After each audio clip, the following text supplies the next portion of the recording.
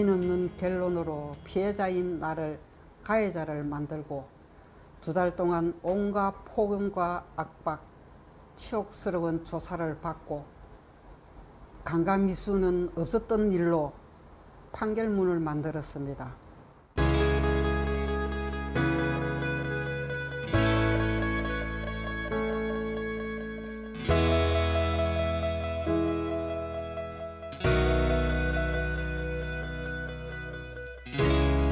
대한민국 법은 정의가 있고 평등하다고 알고 있는데 나는 그 정의와 평등을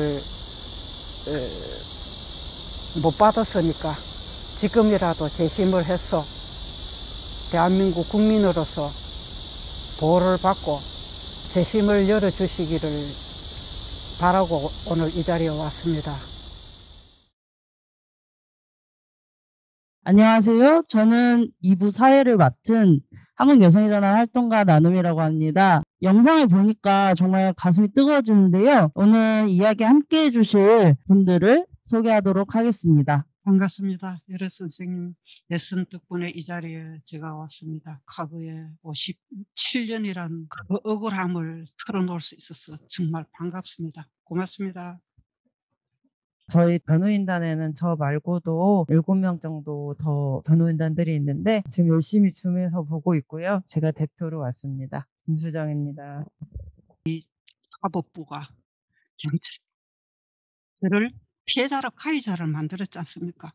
그 어린 것을 조사받으러 오라 해가지고 조사받는 날 구속을 시켜서 폭행한 거하고 특수주거 침입을 중상해를 가지고 송치를 했어요. 조사받으러 오라고 소환장을 보내서 아버지하고 검찰청에 갔는데 그날 조사를 받으면서 그날 바로 구속을 시키더라고요. 피해자로 가해자를 만든 이유는 강간미수를 빼버리고 특수주거 침입하고 중상해를 가지고 검사가 고의적으로 그걸 뺐지 않습니까? 강간미수를. 판사도 그렇게 4개월 12일까지 그걸 재판을 했어요. 남자를 병신 만들었다는 동, 불구로 만들었다는 동, 네가 다른 데 시집 못 가니까 그 남자하고 결혼을 할 말 없다고 입을 다물고 가만히 있으면은 가만히 있다고 뭐라고. 고기 숙고 있으면 고기 숙고 있다고 그러고. 내를 잡아 죽일 듯이 고문을 했어요. 지금 생각해도 끔찍스럽고 그 치욕은 표현을 다 할 수가 없어요. 내보고 뭐 합의를 할, 내가 뭘 합의합니까? 내가 뭘 잘못해? 제가 있으면 제가 받지요. 아버지한테 얼마나 내한테 하듯이 공갈 흑박을 했는지 돈을 안 주면은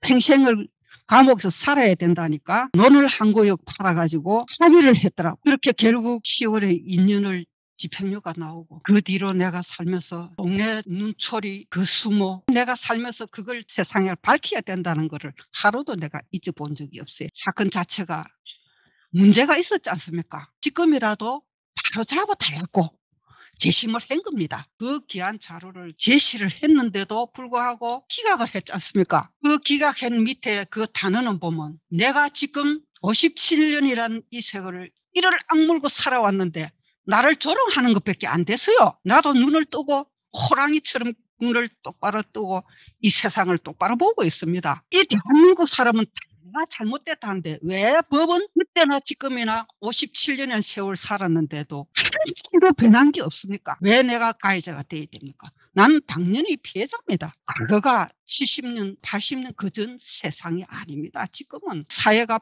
변하고 문화가 변하고 얼마나 엄청난 변화가 생긴데 이 사법은 왜 안 변합니까? 변해야지요. 그래야만이 내일이 있다는 것을 기억하세요. 부탁합니다.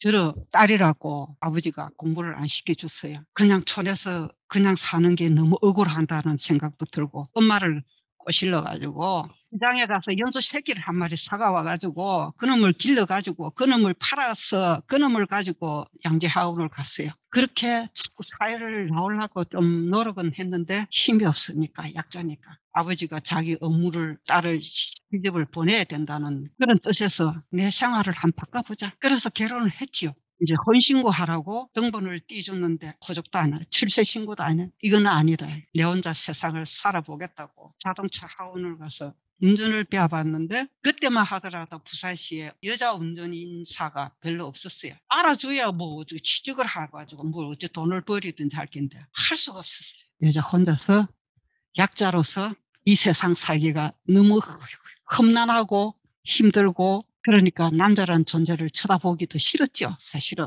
그런데 부모가 자기 의무를 벗겠다고 가라니까 어쩔 수 없이 결혼까지 해봤죠. 여한 없이 뭐 인생을 살은 거죠.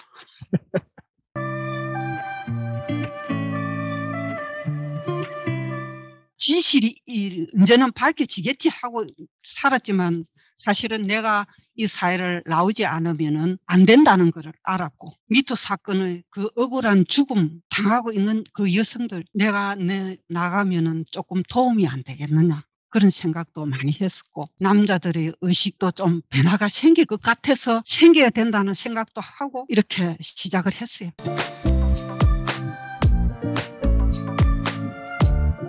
법학도들은 형법을 배우고 정당방위 사건을 배우면 대표적인 사례로 이 사건을 봅니다. 배울 때 대부분 다 이건 너무나 부당했던 판결이다라고 배우고 넘어가는 그런 사건이고 너무 옛날 사건이기 때문에 그 당시에 그 분이 뒤집어 보겠다고 나선다는 거는 생각도 할 수 없었던 일이고 사실 영웅이라고 저는 말씀하거든요. 영웅이시지 법학도를 떠나서 변호사로서는 너무 영광스럽게 생각하고 있는 거고요.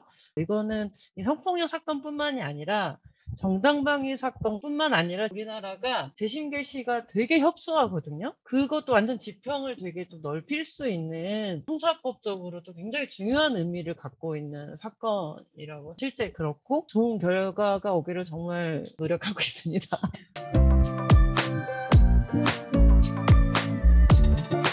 공부를 하면서 내가 내 인생을 다시 좀 어떻게 좀 찾겠다는 그런 희망을 가졌기 때문에 그것부터 내 출발이 좋았죠. 사법은 잘못하고 있지만은 우리 여성 단체, 우리 여성의 운동가들, 학우들, 교수님들 이렇게 저를 호응해주고 더 이상 어떻게 더 바랄 제 행복이 있겠습니까? 어쨌든 이 사건 분명히 바로잡아야 되는 거고 처음부터 잘못된 단추는 끝까지 바로잡아야 돼요. 첫 단추를 새로 잠가야 돼. 우리 후손들도 이런 피해를 있어서는 안 되지 않습니까? 정당방위가 나오들까지 끝까지 지켜볼 겁니다. 할 수 있는 데까지는 최선을 다해서 분명히 이 사법을 변화시키도록 노력해야 될 것을 내 생명 다할 때까지 최선을 다하겠습니다. 끝까지 싸우겠습니다.